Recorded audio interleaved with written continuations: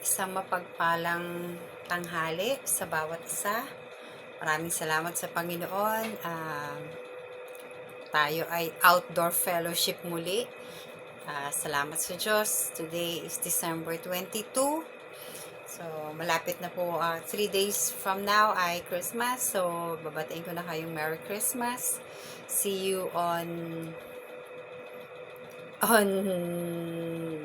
December 26, I guess, when I arrive with Kaniel and Angel. Kamusta po ang lahat? Po ay tayo na sa maayos sa kalagayan at panalangin ko po sa Panginoon na nag-e-enjoy kayo. Alam ko nag-e-enjoy kayo. Kaya nyo ni-request na lalabas muli o kayo ay magkakaroon na ulit ng outdoor fellowship this Sunday. At salamat sa Panginoon dahil talaga pong yung pag-sustain niya po sa bawat isa ay patuloy. Bagamat po meron po tayong mga nararanasan ng bawat isa sa atin, at iba ang ating mga kalagayan at mga pagsubok na pinagdadaanan. Ang mahalaga po, ano pa man yung mga pagsubok na yan, ay hindi po tayo mawala sa tamang pananampalataya. At hindi po natin iwawaksi o iiwanan o itatapon yung ating pananampalataya dahil tayo ay nabibigatan sa pagsubok. Lalong higit po ay kumapit tayo sa Panginoon at manatili po tayong mga matatag na Kristiyano. Yan, salamat po sa Panginoon. Magpapatuloy po tayo dun sa last week na pinag-aralan natin. Kung maalala po ninyo, ay ito rin po ay pinost sa Dubai members sa FB group natin. So, minention ko po doon na 2 parts yung service na to, o 2 parts ang sermon na to. So, gusto ko pong ipagpatuloy yung second part. So, ang first part po ay na-title natin na Unclaimed Reward o ang premyo na hindi nakuha. So, babalikan po natin ng konti yung story na yan bago tayo mag-proceed sa second o part 2. At ngayon naman po, ang title natin o second part of this sermon ay pinamagatan po nating Reward Credited. Ayan. Yung daw pong reward ay natanggap. Salamat sa Panginoon. So, bago po tayo manalangin, ay babasa po tayo sa Joshua. Yun din po yung ating text sa Joshua 14.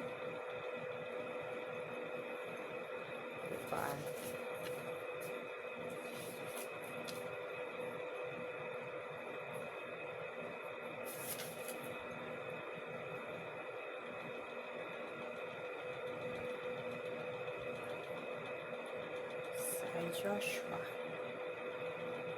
Ang buong verse po ay ang buong chapter po ay napakagandang basahin at napakahalaga po na sa ating pagbabasa ng Biblia ay balikan pa rin natin yung mga Old Testament stories. Kahit sila po kasi ay old, makaka-relate po tayo talaga dun sa paano ang mga man of faith, yung mga unang mga tagasunod ng ating Panginoong Jesucristo ay nanatili sa pananampalataya at hanggang sa panahon pong ito ay natatamasa po natin yung kanilang mga faith, yung kanilang mga pananampalataya sa Panginoon. Sige po. We are reading, binasa po natin last time ay from 6 siguro to 10 lang babasahin natin kasi dadaanan din naman po natin to in review. Sige po. Sabi po dito, a delegation from tribe of Judah led by Caleb, son of Jephunneh, the Genesite, came to Joshua at Gilgal. Caleb said to Joshua, "Remember what the Lord said to Moses, the man of God, about you and me when we were in Kadesh Barnea? I was 40 years old when Moses, the servant of the Lord, sent me to Kadesh Barnea to explore the land of Canaan. I returned and gave an honest report. But my brothers who were with me frightened the people from the entering the promised land. For my part, I wholeheartedly followed the Lord my God. So that day, Moses solemnly promised me the land of Canaan on which you were just walking will be your grant of land, and that your descendants forever, because you heartedly followed the Lord my God. Now, as you can see, the Lord has kept me alive as well as He promised for all this 45 years since Moses made this promise, even while Israel wandered in the wilderness. Today, I am 85 years old. I am as strong as I was when Moses sent me on that journey, and I can still travel and fight as well as I could then. So give me the hill country that the Lord promised me. You will remember that as I scout, we found the descendants of Anaki living there in great walled towns. But if the Lord is with me, I will drive them out of the land, just the Lord said. Pagpalain ng Diyos ang pagkakabasa ng kanyang silita, tayo po ay dumulog sa kanya sa panalangin.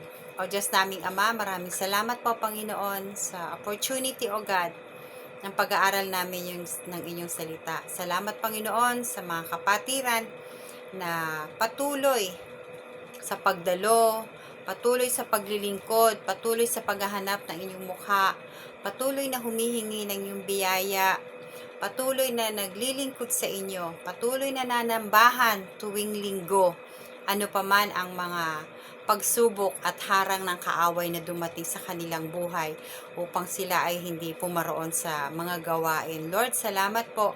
Alam ko po na kayo ang gagabay sa inyong lingkod, kayo po ang magsalita. I pray for your Holy Spirit na kayo po ang mangusap. You inspire us, O God. Kayo po, Panginoon, ang magbigay sa amin ng inspiration sa pakikinig. And I pray, O Lord, that you open our spiritual eyes, spiritual hearts, and spiritual ears. Hindi lamang yung makita namin ay mga bagay na makalupa. Mas bigyan namin ng pahalagahan ng mga bagay na para at nauukol sa langit. O Diyos, kayo po ang siyang magpakabanalin po ninyo ang inyong lingkod. Kayo po ang makita, hindi ang kahinaan ng inyong gagamitin niyo tanghaling ito. Lord, I pray na bagamat ang mga makikinig ay nasa park, I pray na makapag-focus sila. I pray that you cover them with your precious blood, hindi sila magalaw o na ma-istorbo ng mga authorities as they listen to you today. Salamat po, O Diyos, sa pangalan ni Jesus. Amen and amen. Sige po, patuloy po tayo. So, last week po, ang ating pong pinag-aralan ay sinabi po natin na ito pong lupain na ito, sa panahon po ngayon, ito pong lupain na ipinaglaban ni Caleb ay Hebron. So, ang Hebron ay isang yamang lugar sa Israel, although malayo po siya ng konti sa Jerusalem, pero, sa city itself. Pero yung Hebron, as you can see, nandoon yung mga malalaking universities, yan. So, they are a little bit forward. Advanced sila doon.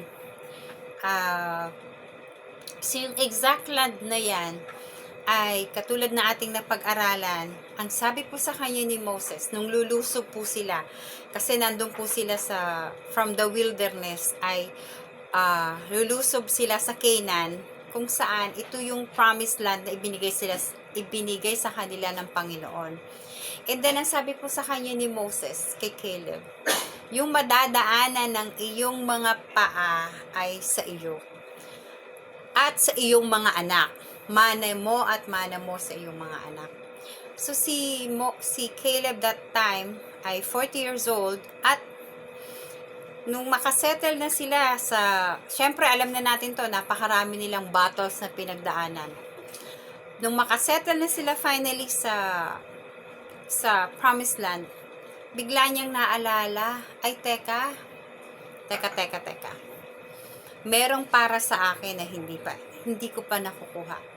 So, na pag-aralan po natin last week, na 85 years old na siya. Pero anong sabi niya dito sa verse 11? Kapo. Joshua, tama. Joshua 14:11. Today, I am 85 years old. I am as strong now as I was when Moses sent me on that journey. Kasing lakas pa rin daw siya nung panahong yon. Yun yung mga kapatid, it's really parang nakakatuwa, di ba, na yung isang 85 years old, my father died 78 or 79 years old. I would say that he was strong. Malakas po siya. And hindi yun sumusuko sa mga lakarin. Alam mo ninyo, last week lang din, kung sa isang kung narinig na anyway, na-google ko rin naman po to. Yung isang marathoner na 100 years old. So, yung marathoner ay, ibig sabihin, either tinakbo niya o nilakad niya ang isang 46 kilometers. So, 46 kilometer, tsaka yung papunta sa entrance at tsaka sa pinaka beginning line at tsaka sa finish line, there will still be about 1 kilometer. So, malayo po ang 42 kilometer. Nung ginawa ko po yun sa Dubai in 2014, ako po ay 46 years old. So, 10 years ago, ay binigyan ako ng Lord ng kakaibang lakas na magawa yung ganyan. So, kung para i-describe ko po sa inyo kung gaano kalayo, para pong galing po ng JLT, galing po ng muna Dubai, ano tawag doon? Mall of the Emirates, papunta po ng Burdubay, pabalik po ng Burdubay, pabalik po lagpas pa doon sa JLT, at pabalik pa po uli sa Mall of the Emirates. Ganun po kalayo. Kung sa Pilipinas naman, ay para kang naglakad ng monumento hanggang Alabang, tapos babalik ka uli hanggang Cubao. Yan. Lalakarin lang po o tatakbuhin, bahala po kayo. Meron pong isang record breaker, ginawa niya po ang pag-marathon or 42 kilometers. Siya po ay 100 years old. Pangalan niya po ay Fonja Sink. Siya po ay 100 years old nung na-accomplish niya yung ganitong klaseng pagtakbo. And he made it in 6 hours and 2 minutes. So, malamang ganun din po ako, mga less than 6 hours. Hindi naman pwedeng lumagpas kasi nga bawal ding lagpasin. Dahil meron ng mga pulis na nagbabantay sa'yo. But he did it in 6 hours. So, possible yung mga ganyan with his age, 100 years old. Ganun pa ang kanyang nararating.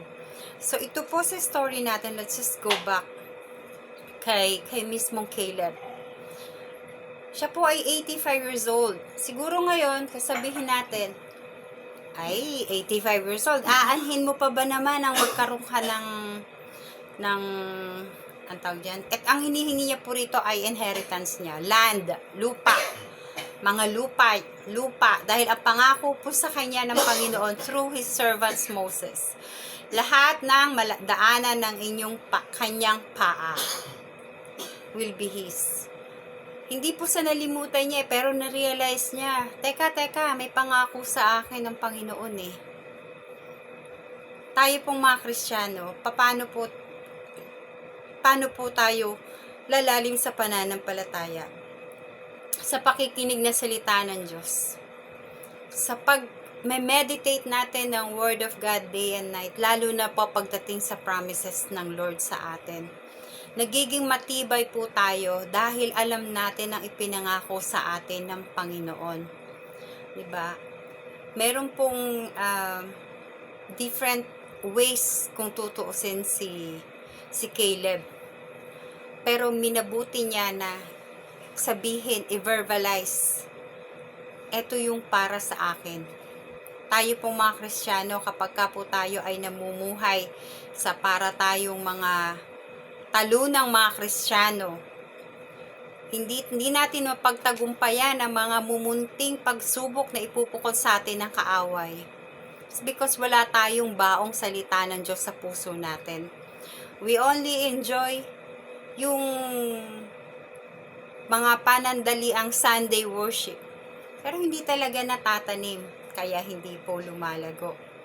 So dito po in this story, makikita po natin that he was able to claim, di ba? He was rewarded yung para sa kanya. Yung po yung kanilang mana niya sa mga anak niya at mana niya sa saling lahi. So hanggang ngayon ay ando doon pa rin. So makikita natin na lahi ni Caleb ang nandoon sa Hebron, sa city of Israel. Tayo po, we are credited. Naisip niyo po ba, kailan po ba tayo nabibigyan ng credit? Di ba pagka naglo-load po tayo, sasabihin sa'yo ng Smart, you have been credited 100 pesos. Sa Do, you have been credited, ganyan. Kaya po tayo, may mga ganyan, kahit po nga sa ngayon, sa Lazada, may ganyan. Pag namili ka, bibigyan ka, you're credited, free shipping. Diba po, may ginawa ka, so you are given a reward, or hindi naman po award, a reward, may ginawa ka. So, ano pagkakaiba daw ng price? First prize, second prize, third prize, di ba mga ganyan. Pero yung, tsaka reward, yung reward, pinagtatrabahuan yon bago sa atin na ibibigay. Pero yung prize, pwedeng na raffle, tas nakuha natin. So, we work hard, lalo na kung we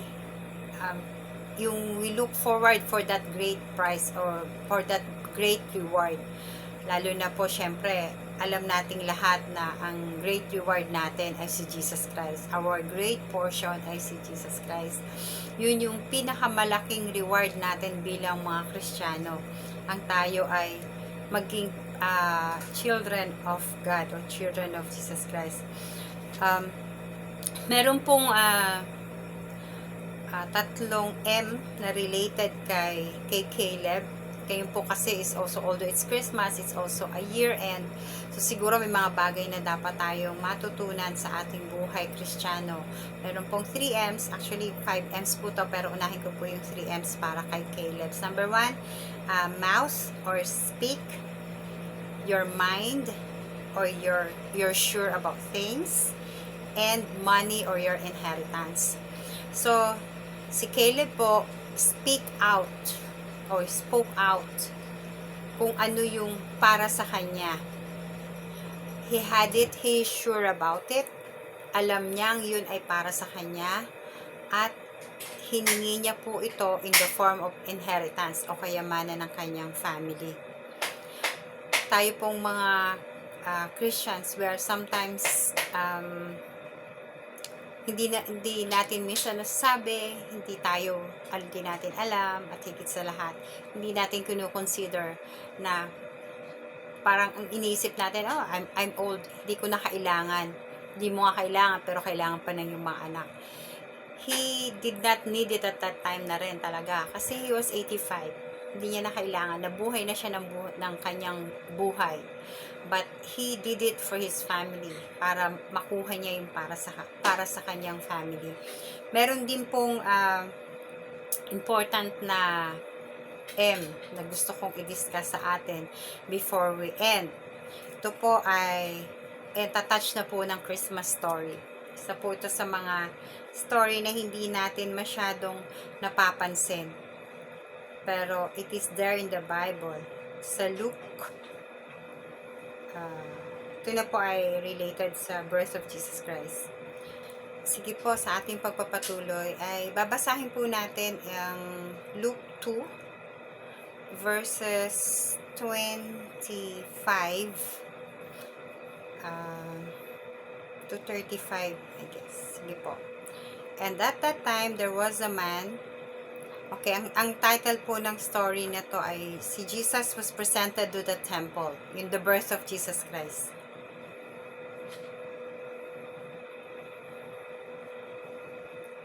Jesus presented in the temple. Okay, at that time, there was a man in Jerusalem named Simeon. He was righteous and devout, and was eagerly waiting for the Messiah to come and rescue Israel. The Holy Spirit was upon him and had revealed to him that he would not die until he had seen the Lord's Messiah. That day, the Spirit led him to the temple. So when Mary and Joseph came to present the baby Jesus to the Lord as the law required, Simeon was there. He took the child in his arms and praised God, saying, Sovereign Lord, now let your servant die in peace, as you have promised. I have seen your salvation, which you have prepared for all people. He is the light to reveal God to the nations, and He is the glory of your people, Israel. Jesus' parents were amazed at what was being said about him. Then Simeon blessed them, and he said to Mary, the baby's mother, This child is destined to cause many in Israel to fall, and many to rise. He has been sent as a sign from God, but many will oppose him. As a result, the deepest thought of many hearts will be revealed, and the sword will pierce your very soul. At isa pa po, the prophecy of Hannah, Anna, a prophet, was also there in the temple. She was the daughter of Phanuel from the tribe of Asher, and she was very old. Then she lived as a widow to the age of 84, worshiping God and fasting and prayer. She came along just as Simeon was talking with Mary and Joseph, and she began praising God. She talked about the child to everyone who had been waiting expectantly for God to rescue Jerusalem. So this story in Luke 2 covers two old people devoting their lives in prayer and fasting. Ano po yung lagi nilang pinapanalangin? Na makita ng kanilang mga mata na isinilang ang Messiah. So isa po doon ay si Simeon. Simeon being led by the Holy Spirit. Sabi po dito sa 20 sa verse sa verse 25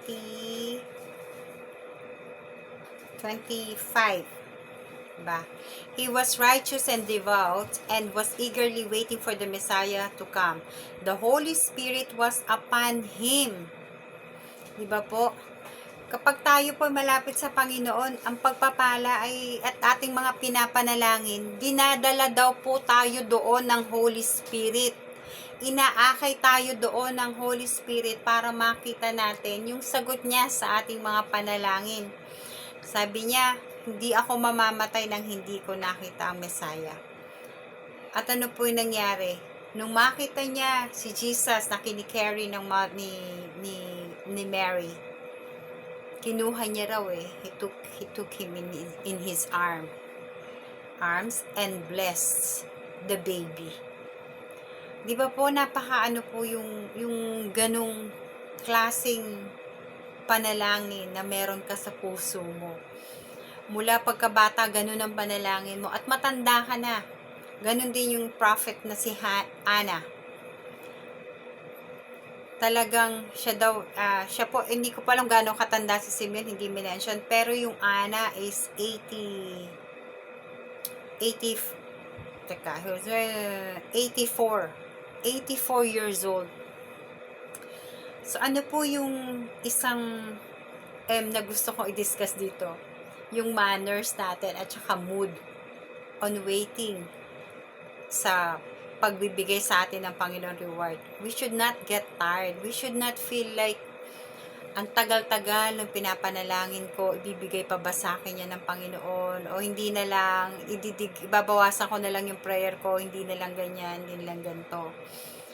O kaya naman sabihin natin sa ating mga sarili na hindi siguro talaga kalooban ng Panginoon. In this case, Simeon, for example, sabi niya gusto niyang bago siya mamatay ay makita niya ang Messiah. Sa palagay ho ninyo, gaano siya ka-eager? Gaano siya ka-determined? Hindi basta-basta masisira yung kanyang mood. 'Di ba? Pag matanda na, ano ba nangyayari? Moody na tayo. Ito, matanda na rin siya pero hindi siya moody. Patuloy siyang lumalapit sa Panginoon at patuloy niyang hinihingi sa Panginoon yung kanyang panalangin. At ano po, tinugon po siya ng Panginoon kahit sa kanyang katandaan. Hindi lang po siya, yung isa pa rin ay si Anna. Alam ho ninyo, sabi ko nga, Lord, bakit kailangan puros mga tag 80-80 itong topic namin binibigay mo sa akin? Sabi lang talaga na Lord sa akin, hindi kasi dapat magsawang magintay. Hindi kasi dapat magsawang manalangin.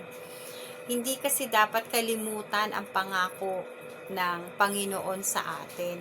Hindi tayo dapat panghinawaan sa pananalangin at sa pag-aayuno. Hindi yung, hindi naman ako tinutugon ng Diyos, di na ako mag-aayuno, kakain na lang ako ng kakain. O kaya naman, di na lang ako mananalangin. Magpi-Facebook na lang ako ng magpi-Facebook. O di na lang ako mananalangin. Mamasyal na lang ako ng mamasyal. Di na ako mababasa ng Bible kasi hindi naman ako tutugunin ng Panginoon. Hindi eh. Yung manner and mood na kailangan sa atin sa habang tayo naghihintay. Habang hinihintay natin na makredit sa atin ang reward. Bakit? Ano-ano po ba itong mga pwedeng mabigay sa atin o makredit sa atin? Ang credit po is like understanding ng you have been credited like this, you have been credited this one. Sige po. Sabi, pwede bang you would be credited fellowship with God? Diba? Kapag patuloy tayong naglilingkod sa Panginoon at patuloy tayong nag-aaral ng kanyang salita at patuloy tayong lumalago, you have been credited good children. Naku, salamat sa Panginoon, diba? You have been credited a good husband or a good wife. Yan ba yung panalangin natin? Partner in life? Yung mapapangasawa natin? Patuloy nating ilapit sa Panginoon para ang ibigay sa atin, ang makredit sa atin ay mabuting tao na talagang makakatuwang natin. You have been credited a good neighbor. Aba, talaga naman sa paglapit mo sa Panginoon, binigyan ka ng Lord na mababait na kapitbahay na tutulong sa iyong pangangailangan. You have been credited with hope. You have been credited with love. You have been credited with a happy heart, a merry heart. You have been credited a blessing. Wow. You have been credited a new job. Amen. You have been credited a salary increase. You have been credited a good relationship. You have been credited an increase of faith. Nadagdagan na naman yung pananampalataya mo, napagtagumpayan mo ang isang pagsubok.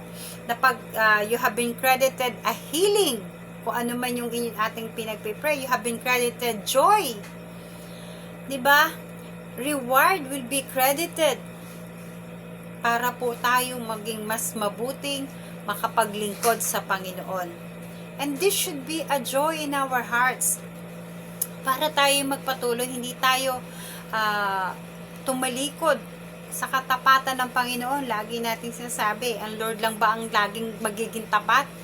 Dapat po maging tapat din tayo.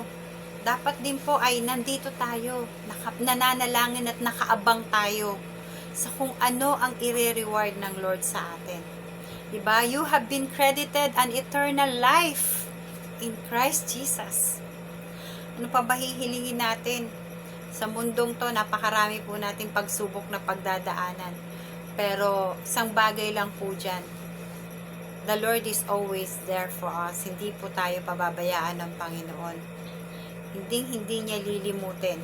Sa pangwakas pong verse. Nakakatuwa po ito. And balik po tayo sa Joshua. Joshua 3:5.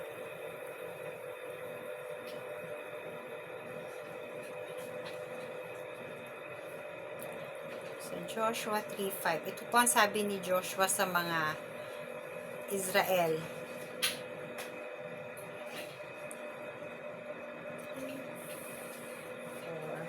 5. Then Joshua told the people, "Purify yourself, For tomorrow the Lord will do great wonders among you. Yan. Sabi po ng ibang version ay purify yourself, for tomorrow God will show you mighty things. Yun po yung kailangan eh. Kailangan consecrated tayo sa Panginoon. And then, tomorrow, next year, kung hindi this year, next year, the Lord will credit you His rewards. Ang Diyos po ay hindi madamot. Hihingin po natin. Gamitin po natin ang ating bibig. Gamitin po natin ang ating nalalaman. Diba? Hingin po natin yung ating mana na nanggagaling sa Panginoon. At hindi po tayo dapat manghinawa. Dapat po hindi pa bago-bago ang ating mood. At patuloy po natin hihingin sa Panginoon hanggang sa makamtan po natin. Katulad ng story po dito ni Caleb, ni Simeon, at ni Anna, hanggat dumating sa kanila, kahit na mahabang panahong paghihintay, ay dumating po sa kanila. Praise God. Sige po, tayo po'y manalangin. O Diyos naming Ama, salamat po sa inyong pagtuturo. Tulungan nyo nga po kami, Panginoon, na when things are changing in our lives, O God, it doesn't mean you are changing also. It doesn't mean na hindi nyo na kami tutugunin. Lord, kahit nakakita kami, Panginoon, ng iba't ibang pagsubok, Panginoon, sa buhay na ito, minsan nakakapanghina na aming pananampalataya. Dalangin namin, Panginoon, na you will credit us, O God, faith, increase of faith. You will credit on us, God, more strength, O God. Bigyan nyo kami, Panginoon, ng more patience. I-credit nyo sa amin, Panginoon, yung more na happy na hearts, O God, kahit meron kaming pinagdadaanan, Lord. I-credit nyo sa amin ang healing, kalakasan, O God. At patuloy, Panginoon, na hindi lamang sa amin, kundi sa aming salinlahi, Panginoon. We don't only pray for our generation, we pray for the generations to come, Panginoon, na makita namin, Panginoon, ang inyong katapatan sa aming buhay. Salamat po, O Diyos. Kayo po ang mapapurihan sa pangalan ni Jesus. Amen. Merry Christmas po! See you!